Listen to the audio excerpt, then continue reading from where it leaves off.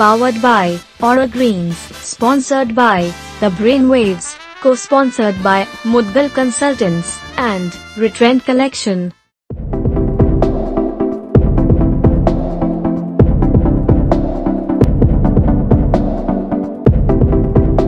नमस्कार दोस्तों, जैसा कि आप जानते हैं कि हम एक स्वाति सोलफुल की जो ऑनर हैं मैम स्वाति जी, उनके साथ हम एक एजुकेशनल वेब सीरीज़ बनाने जा रहे हैं जिसके अंदर हमारी 8-9 टॉपिक्स हमने लिए हैं। तो उसी का आज जो पहला टॉपिक है, और मैम ने इसको बड़ा अच्छा नाम दिया है, इस पूरी सीरीज़ का नाम मैम ने रखा है जर्नी ऑफ बटरफ्लाई। तो इस जर्नी और बटरफ्लाई में जो आज पहली सीरीज़ है, जो पहला टॉपिक है वो है फॉरगिवनेस। तो आज की जो हम बात करेंगे वो फॉरगिवनेस क्या है, फॉरगिवनेस कैसे हमें बहुत सारी चीज़ों से बचा सकती है, तो इसी पे आज हम बात करेंगे। तो जो फॉरगिवनेस है, जैसा कि हम सब जानते हैं कि हमारे लाइफ में एक ना एक विलन ज़रूर होता है जो हमें कहीं ना कहीं टोकता है, हमें रोकता है, और हम समझते हैं कि यार ये वो विलन है। तो उस विलन को किस तरीके से फॉरगिव करा जाए, तो वो फॉरगिवनेस कैसे दी जाए और कैसे उसको भूला जाए, तो इन्हीं सब चीज़ों पे आज बात करते हैं। तो मैम का बहुत बहुत स्वागत है। मैम, आपका स्वागत है हमारे शो पर। तो मैम, जैसा आपके साथ हम एक बहुत अच्छी जर्नी पे जा रहे हैं जिसका नाम है जर्नी ऑफ बटरफ्लाई। तो इसमें जैसे आपने बताया कि आप इसमें काफ़ी सारे टॉपिक्स पे बात करेंगी जो हमारे ऑडियंस को काफ़ी अच्छे भी लगे और काफ़ी समझ में भी आए। तो उसी का आज जो पहला टॉपिक है मैम, फॉरगिवनेस। तो मैम, सबसे पहले तो ये बताइए फॉरगिवनेस है क्या, और जैसा मैंने भी शुरुआत में कहा कि हर व्यक्ति की लाइफ में एक विलन तो होता ही है, तो वो विलन क्या अहम रोल हमारे लाइफ में करता है कि जो हमारे थॉट्स को बिगाड़ सकता है, हमारी सारी खूबसूरती को बिगाड़ सकता है, हमारे इंटरनल पीस जो है उसको खराब कर सकता है। तो हम कैसे इस फॉरगिवनेस को लाइफ में लेके आए? बिल्कुल, थैंक यू सो मच। जैसे मैंने इस सीरीज का नाम दिया है journey of butterfly. Butterfly means आपका जीवन जो यही दर्द, परेशानियों और आप डिजीज के साथ सफ़र करते हैं, उसको कैसे हील किया जाए। Actually it's a process. Healing एक प्रोसेस है जिसका बेस, फाउंडेशन जो है वो है फॉरगिवनेस। जी, फॉरगिवनेस मीन्स जनरली देखा जाए तो फॉरगिवनेस अगर किसी से पूछें तो वो यही कहेगा कि माफ़ करना। जी, पर ये अधूरा मीनिंग है। माफ करना तो बताया गया है, लेकिन किसे माफ करना है ये नहीं लोग समझते हैं। जी, तो यहाँ ये समझना बहुत जरूरी है कि हमें किसे माफ करना है। जी, उस पर्सन को जिसने ये शब्द या गलत शब्द हमारे लिए बोले, या उन बातों को जो उसने हमारे लिए बोले। जी, जनरली हम उस पर्सन को इससे कनेक्ट कर देते हैं कि इस बंदे ने ऐसे मुझे बोला, यार मुझे ऐसे क्यों बोला, क्यों कहा। जी, जबकि देखा जाए तो वो उसका थॉट प्रोसेस है। जी, ठीक है, वो क्या सोचता है, क्या उसकी प्रिंसिपल्स है। वो हो सकता है कि उसकी नजरों में सही हो और आपकी नजरों में गलत हो। जी, तो फिर हम किसे माफ करें?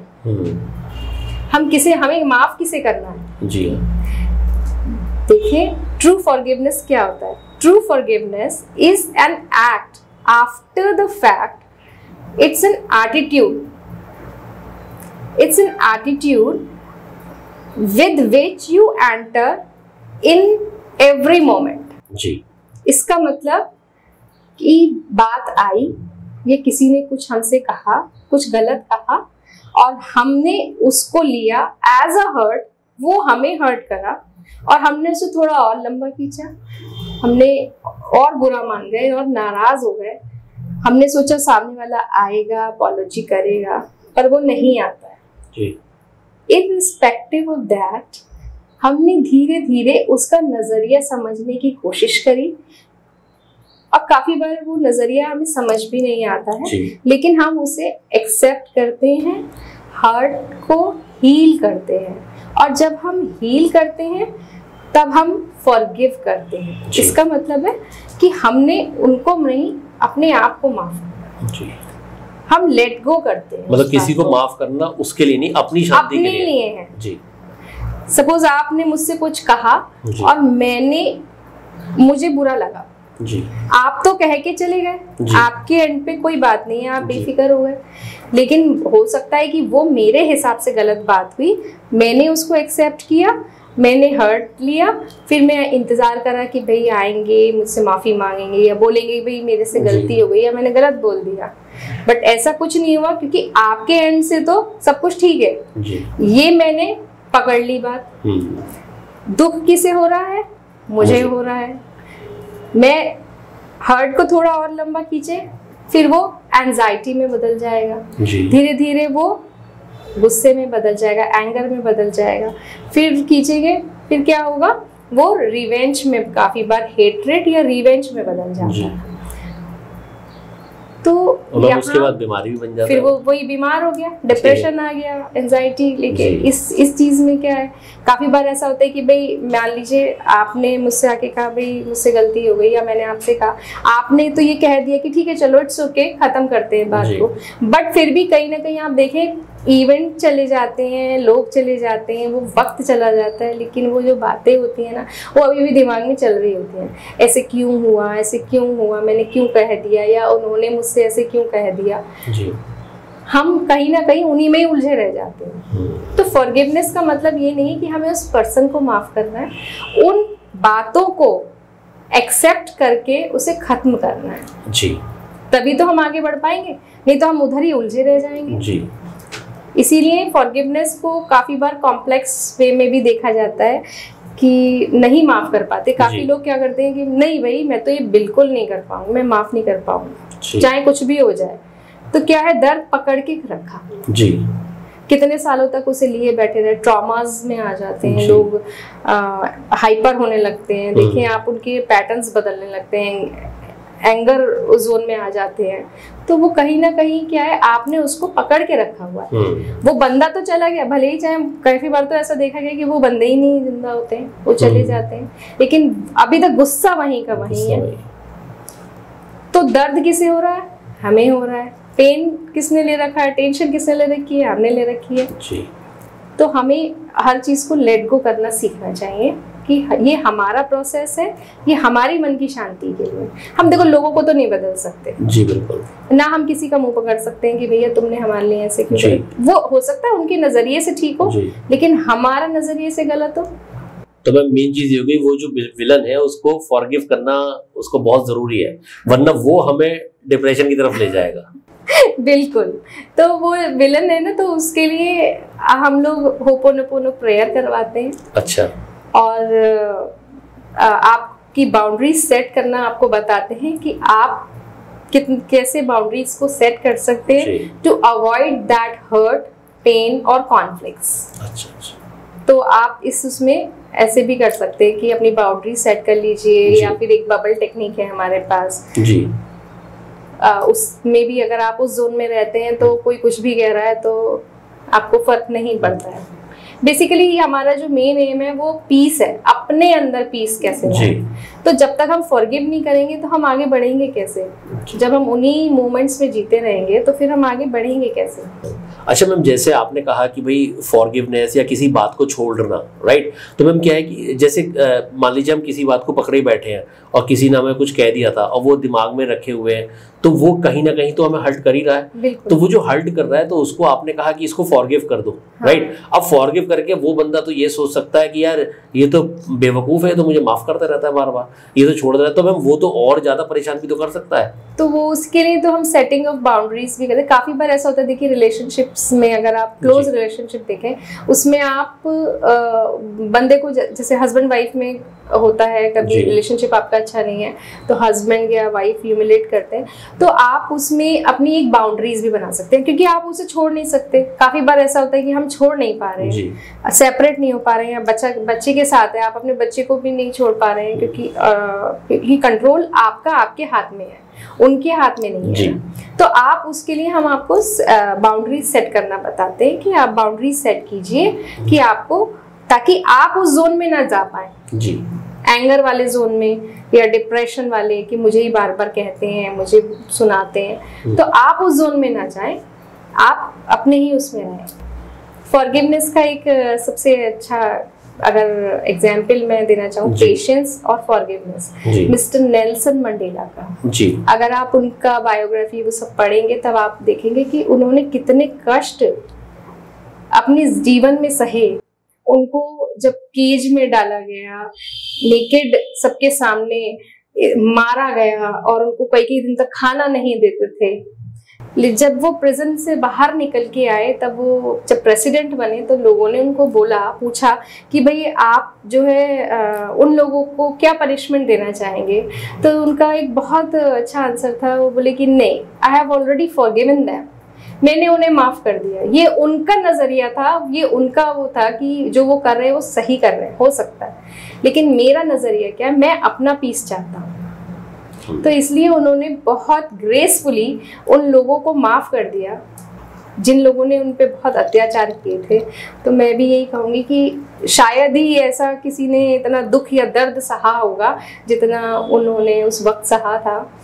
तो अपने अंदर पेशेंस और फॉरगिवनेस का भाव रखते हुए अपनी जर्नी को ब्यूटीफुल बनाने की शुरुआत करें। तो मैम मेन चीज ये हो गई कि इस बटरफ्लाई जर्नी ऑफ बटरफ्लाई में हमें सबसे पहली चीज ये सीखनी है कि हमें किसी भी थॉट को या किसी भी विचार को होल्ड नहीं करना है, क्योंकि अगर होल्ड करके रखे रहे, चाहे वो अच्छा है चाहे बुरा है ना, क्योंकि हम ज्यादातर में बुरी बातें रोकते हैं, अच्छी बातें तो भूल जाते हैं। जैसे कि मैं यहाँ एक एग्जांपल दूंगी आपको कि एक पानी से भरा गिलास है, अगर आपसे मैं कहूँ कि आप 1 मिनट उसे पकड़े रहें तो आप आराम से पकड़ लेंगे, लेकिन मैं आपसे कहूँ कि अच्छा इसे 2 घंटे पकड़े रहो तो क्या होगा, आपका जो हैंड है वो थोड़ा फ्रीज होने लगेगा और हल्का हल्का सा वो लगने लगेगा कि भी मैं इसे रख दूं। लेकिन क्या होता है, अगर मैं आपसे कहूँ कि 24 घंटे तक आप इसे लगातार पकड़े रहे तो आप क्या करेंगे, आप थक जाएंगे आपके दर्द होने लगेगा हैंड में, फिर आपकी जो और भी वर्क्स है, वो जो काम आपको करने पेंडिंग वर्क्स, वो रुक जाएगा, आपका वर्किंग एफिशिएंसी कम हो जाएगा जब आप उन्हें करने जाएंगे। तो यही है कि आप जो बैगेज है उस चीज को हटा के रखें, हटा दें, ताकि आप आगे बेहतर कर पाए। जो चला गया हम उसे खत्म नहीं कर सकते, हम उसे बदल भी नहीं सकते। तो बड़ा अच्छा एग्जांपल दिया, जैसा आपने बताया कि 100-200 ग्राम की जो चीज थी वो अगर हमारी होल्डिंग कैपेसिटी कम टाइम की है तो हमें कुछ महसूस नहीं होगा, लेकिन अगर उसको हम 1-आध हफ्ते तक रोक ले तो वह पैरालिटिक भी कर सकती है, हमारे अंदर पैरालिसिस के भी सिम्टम्स आ सकते हैं। बिल्कुल। तो सिर्फ वो 200 ग्राम की चीज, सिर्फ तो हमें क्या है उसे छोड़ना सीखना, हमें छोड़ना, बेसिकली फॉरगिवनेस है ही कि आप उस चीज को, क्योंकि पीस हमें अपने अंदर चाहिए। जो जर्नी है बटरफ्लाई की वो उसकी खुद की है, उसमें और लोग नहीं है। ऐसा नहीं है, जब आप देखें अगर बटरफ्लाई की जर्नी को देखेंगे तो जब उसके पंख निकलने वाले होते हैं, अगर उसे गलती से भी कोई छू दे तो वो मर जाती है। अच्छा। उसके विंग्स नहीं आते, लेकिन तो यहाँ से बटरफ्लाई बनने नहीं देगा, बहुत छूने वाले हैं। तो यही तो सीखना है, यही सीखना यही है। वो हमारे जो गुरुजी हैं वो बहुत अच्छी बात कहती थी कि शादी करने तो जा रहे हो, जिस समुद्र में कूदने जा रहे हो तो उसमें तैरना तो सीख लो। तैरना लोग सीखते नहीं है, कूद जाते हैं, फिर क्या होता है, आपस में झगड़े हो रहे हैं। अच्छा, फिर वो माँ बाप बन गए, अब पेरेंटिंग नहीं आती हमें, हम अपने बच्चों को क्या संस्कार देंगे, वही लड़ाई झगड़े वाले। तो ये तो जिंदगी एक समुद्र है, अगर कूदना तो देखो सबको ही पड़ेगा, पर उसमें लड़ना ये आपकी कला है, ये आपकी आर्ट है कि आप उसे कैसे ग्रेसफुली हैंडल करते हैं। तो हम जो भी समुद्र में कूदने वाला है उसे पहले फॉरगिवनेस सीखनी है। बिल्कुल बिल्कुल बिल्कुल, बहुत जरूरी, ये फाउंडेशन है किसी भी रिलेशनशिप को स्टार्ट करने के लिए, हीलिंग के लिए। क्योंकि जब आप माफ करना ही नहीं सीखेंगे तो फिर कैसे। अच्छा मैम, अगर किसी को प्रॉब्लम आ रही है माफ करने में तो उसमें आप किस तरीके से मदद करते हैं? जैसे आप स्वाति सोलफुल चलाते हैं, अपना सेंटर चलाते हैं, तो वो स्वाति सोलफुल वो क्या उसको प्रोवाइड कर सकता है उस व्यक्ति को? नहीं, हम प्रेयर्स कराते हैं, अपने साथ बैठा के कराते हैं, अकाउंटेबिलिटी क्लासेस देते हैं। सेशंस तो जो होते हैं वो होते हैं, हम उसमें अकाउंटेबिलिटी क्लासेस भी देते हैं जो फ्री रहती हैं, फ्री ऑफ कॉस्ट रहती हैं, जिसमें हम ये देखते हैं कि कहाँ पे स्टक हो रहे हैं लोग, जो हमारे क्लाइंट्स हैं वो कहाँ स्टक हो रहे हैं। जैसे मेरी वन ऑफ माई क्लाइंट, अभी उनका she is a single mother, और उनको अभी ब्रेकअप जब उनका किसी के साथ हुआ, 4 साल से रिलेशनशिप में थी, उसमें वो बहुत एक ट्रॉमा में आ गई कि मैंने अपना उस पर्सन को सब कुछ दे दिया और लेकिन मुझे बदले में क्या मिला, कुछ नहीं मिला। अब वो मेरी को वैल्यू नहीं करता है। तो आप देखो, मैंने जब उनको हीलिंग का ये सब फॉरगिवनेस का स्टार्ट कराया तो फिर वो धीरे धीरे ऐसे बोली कि मेरे को एंगर भी तो मेरा ही शेड है, तो मैं उसको क्यों निकालूं? वो मेरा जो गुस्सा है उसके लिए मैं उसको कैसे वो करूं? तो मैंने उनको यही बताया कि देखिए, जैसे आपका कोई बॉडी का पार्ट है, सपोज वो गलने लगे या सड़ने लगे, स्मेल आने लगे, तो आप क्या करते हो? उसको काट देते हो, है ना, अपने आप से हटा देते हो। या फिर एक बहुत बिटर एग्जाम्पल है लाइफ का कि सपोज आपका कोई पर्सन आपको छोड़ के चला जाता है या डेथ टाइम पे आप क्या करते हो? उसका बॉडी थोड़ी ना संभाल के रखते हो जी। द मोमेंट ही डाइड, आपका रिलेशनशिप उससे बदल जाता है। You never address them as your relation, but you address them as a body. आप उनको बॉडी बोलते हो, मतलब कहते भाई जल्दी जल्दी इसका वो कर दो ताकि जो है स्मेल ना आए, क्लीन करते हैं आप, है ना। तो इसी तरह से एंगर आपका ही पार्ट है, एक्सेप्टिंग, बट उसको इस वक्त छोड़ना जरूरी है उस हीलिंग प्रोसेस के लिए, आपके खुद के पीस के लिए जी। तो कई बार डार्कर शेड्स भी होते हैं, एक्सेप्ट करना बहुत अच्छी बात है, आप एक्सेप्ट करें, लेकिन उसको आप हटाएं उस वक्त के लिए। क्योंकि आप देखें दिवाली पे भी सफाई करते हैं, कुछ करते हैं, आपके घर में कोई चूहा भी मर जाता है, आप फटाफट हटाते हैं ना, जल्दी स्मेल आ जाएगी, या जाले झाड़ते हैं। तो इट्स लाइक दैट, आप उसका क्लीनिंग करते रहें ताकि आप और बेहतर हो पाए जी। तो मैम इन द एंड अगर हम इस शो को थोड़ा सा एंड की तरफ लेके जाए तो थोड़ा सा आप और क्या बताएंगे? वैसे तो हमारी जर्नी ये चालू रहेगी, अभी और भी शोज आएंगे आपके कि सेल्फ इमेज, सेल्फ लव, सारी चीज़ें आपकी आने वाली हैं इस पे। तो मैम इस शो को एंड करते हैं अगर, तो थोड़ा सा क्या ऑडियंस को कहना चाहेंगे? माँ कहती थी कि it's not between you and them, but it's between you and your God. जो प्रोसेस हम शुरू कर रहे हैं ये हमारे लिए, हमारी बेहतर के लिए। लोग वही रहेंगे, रिश्ते वही रहेंगे, घर भी वही रहेगा, लेकिन हम जब इस बदलते नजरिए से उन सबको देखेंगे तो और खुशहाली और जिंदगी खुशनुमा हो जाएगी। Thank you so much. तो दोस्तों आपका बहुत बहुत धन्यवाद और मैम का भी बहुत धन्यवाद। आप सबने बताया, सुना, और मैम ने कितना अच्छा बताई बात फॉरगिवनेस की। तो मेरी रिक्वेस्ट है उस विलन को माफ़ करने की कोशिश करिए, और बाकी का अगर माफ़ नहीं कर पा रहे हैं तो मैम की मदद आप ले सकते हैं। नंबर मैम का फ्लोट हो ही रहा है। बहुत बहुत धन्यवाद। Thank you.